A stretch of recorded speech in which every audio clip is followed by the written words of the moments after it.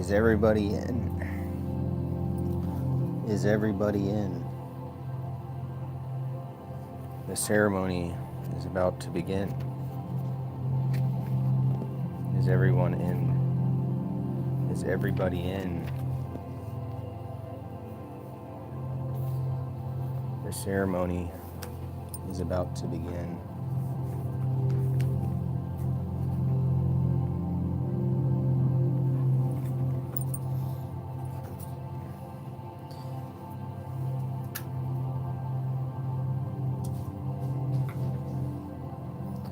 The Cipher of Nick Fuentes, Steve Bannon, and Alexander Dugin sounds very hip and cool.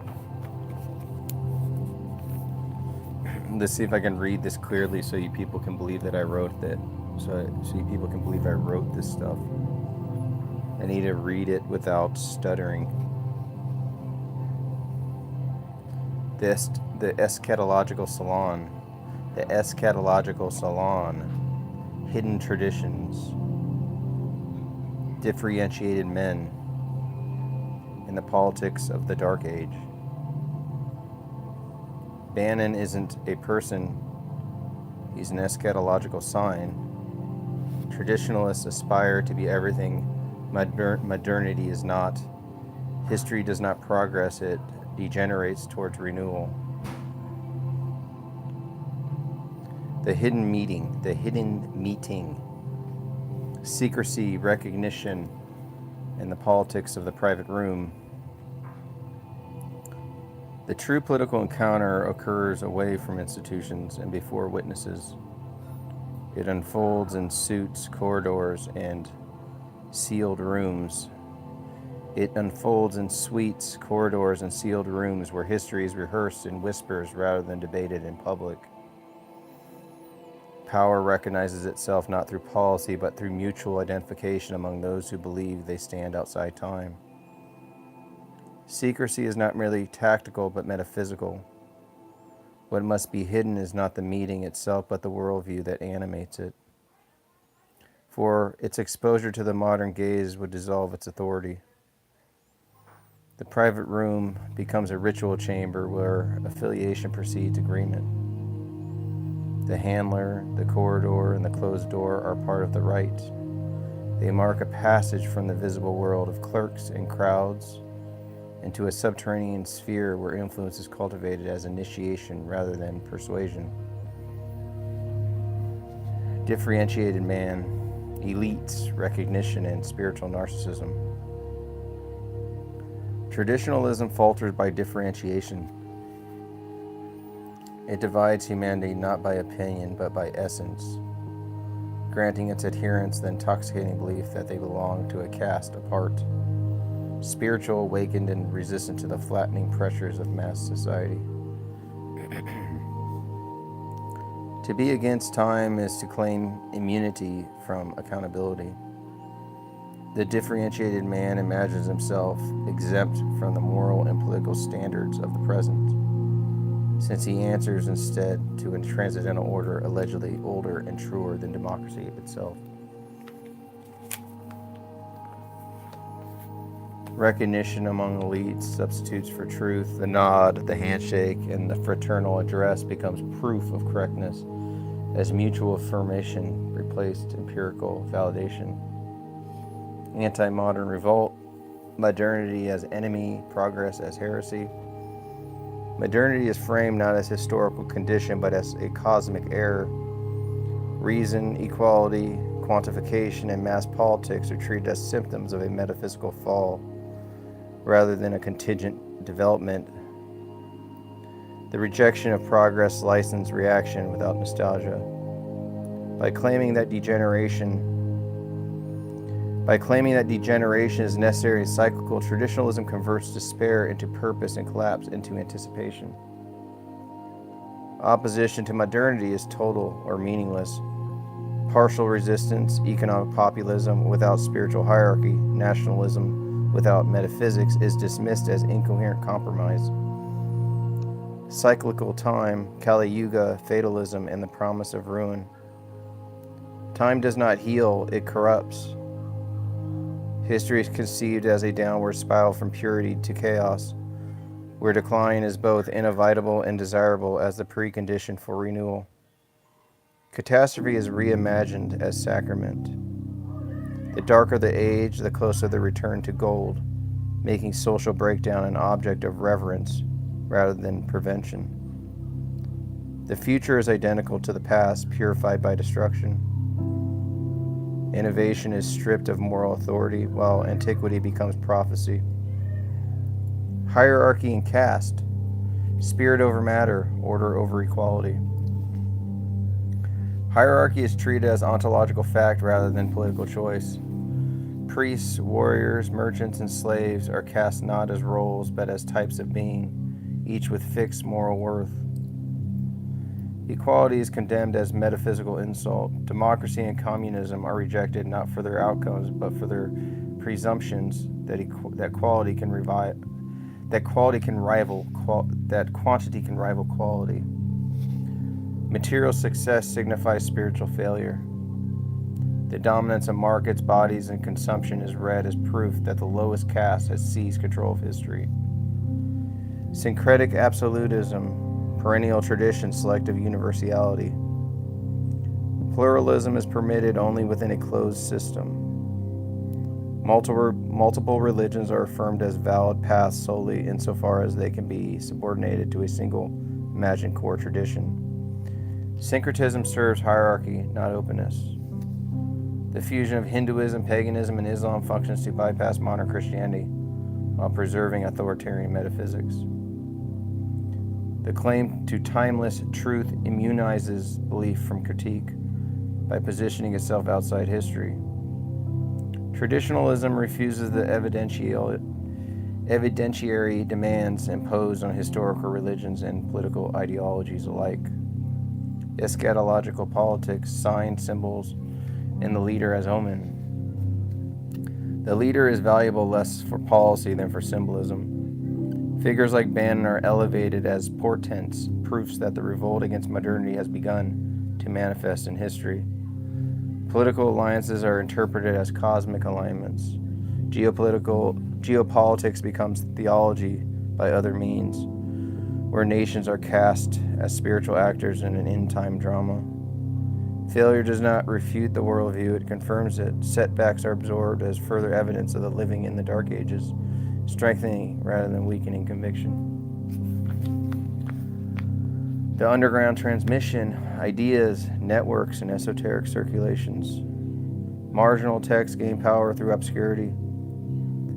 The rarity of Guanon and Evola is not an accident but a credential, marking their readers as initiates rather than consumers. Influence travels through personal exchange, not mass adoption. Books pass hand to hand, private meetings and coded references outperform public platforms in shaping elite beliefs. The underground thrives on proximity to power without ownership of it. Its greatest success is not governing directly, but infecting decision makers with a metaphysical lens through which all decisions are filtered. The dark attraction, danger, fascination, and intellectual seduction. Traditionalism seduces through complexity and transgression. Its appeal lies in offering depth where liberal discourse appears shallow, mystery where transparency reigns, and destiny where policies debate stall. The thrill of forbidden knowledge masks its political cost. What begins as esoteric curiosity ends as justification for exclusion, hierarchy, and authoritarian longing. To study it is to risk its spell. The line between analysis and enchantment blurs when critique lingers too long in the private rooms where power dreams of itself. Heidegger, Inceptual Thought, and the Philosophical Constitution of the Political. The crisis of rational liberalism needs to be solved with the help of great thinkers. The only great thinker of time is a critic of rational liberalism. Philosophical conversion effects existential transformation.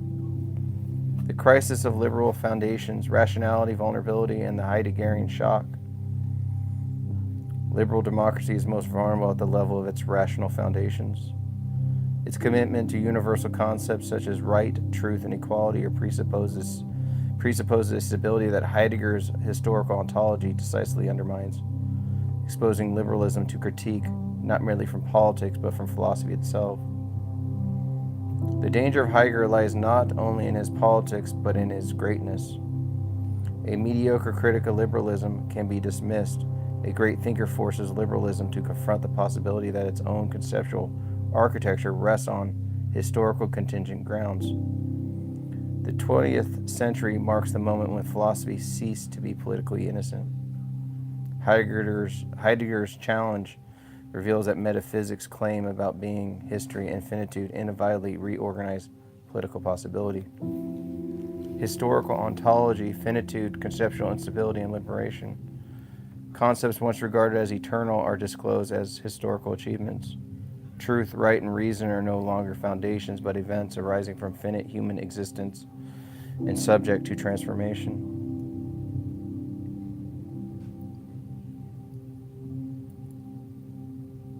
Oh, sweet. Thanks for listening to those. Someone says I don't read fluidly enough, but I don't know. It's like when you read it out loud, it's a little different. Maybe the lighting's not that good. Divergent appropriations, left, right, and the center. After Heidegger generates political meaning through appropriation rather than instruction. He provides no doctrine of politics, only a philosophical displacement that others must translate into political form. The post-Heideggerian left embraces the end of foundations as emancipation.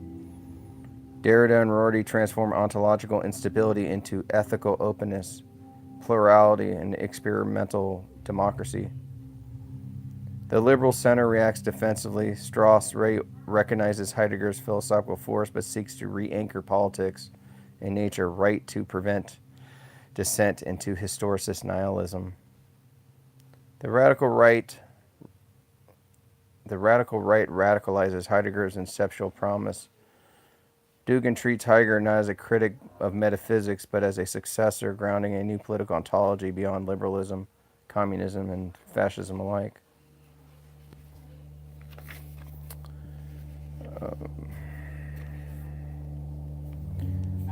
Founder in the Eurasian episteme.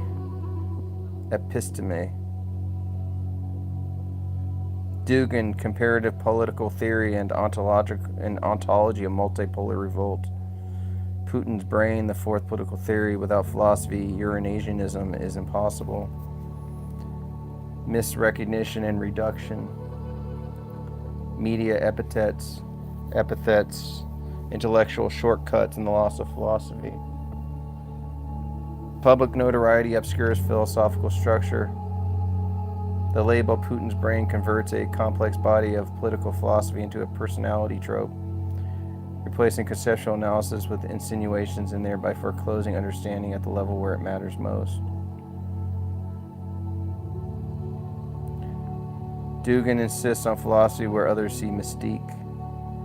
He rejects the Rasputin analogy not because it exaggerates influence, but because it denies conceptual labor, substituting charisma for thought.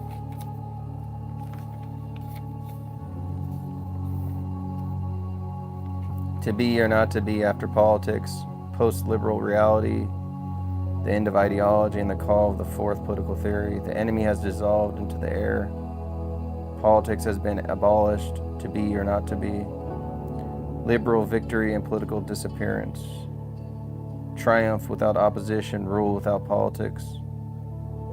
Liberalism did not merely defeat its rivals, it rendered politics itself obsolete. Having overcome conservatism, fascism, socialism, communism, liberalism no longer requires political struggle and therefore sought to dissolve the very conditions that make politics possible. The disappearance of politics is the consumption of liberal success.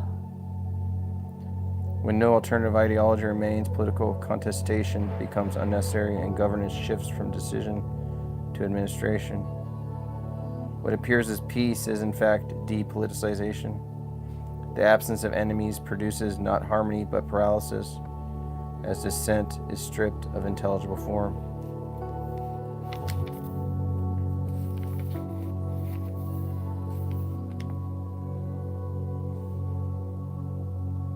ritual, rank, and the pedagogy of belonging. Institutions reproduce loyalty through ritual before ideology. Merits is validated by ordeal. Skill and competence are necessary, but passage is conferred symbolically. Belonging is achieved when the body submits to ceremony. Elite identity is both technical and sacramental. The ship, the rank, and the right together form a enclosed cosmos where order is lived before it is justified. Public discipline, private heresy. The modern operator learns to partition the self. Professional conformity coexists with clandestine inquiry, each protected from contaminating the other.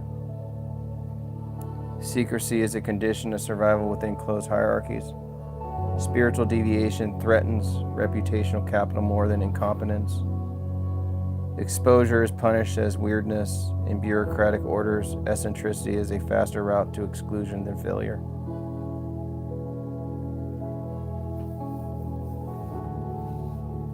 Counterculture as interlude, rebellion without break. Youthful rebellion can function as rehearsal rather than rupture. Counterculture is explored, then folded back into disciplined ambition. Renegade aesthetics need not contradict authoritarian appetites. The hiatus sharpens rather than dissolves direction. Experimentation clarifies what must later be hidden, not abandoned. Mind, body, spirit as instruments. Spiritual practice is assimilated as technique. Meditation becomes a tool alongside study and physical training subordinated to performance. Interior calm is pursued for exterior command. Stillness is valued insofar as it sharpens focus under pressure. The mantra disciplines chaos without moral conversion. Practice precedes belief. Efficacy precedes creed. Catholic insufficiency, tradition without mysticism. A faith reduced to ethics invites supplementation. Moral instruction without lived transcendence produces hunger for practice. Orthodoxy loses authority when it cannot train the soul. The absence of method invites borrowing. Heritage is preserved by extension, not abandonment. The search proceeds outward while allegiance remains nominally intact. Esotericism and pluralism.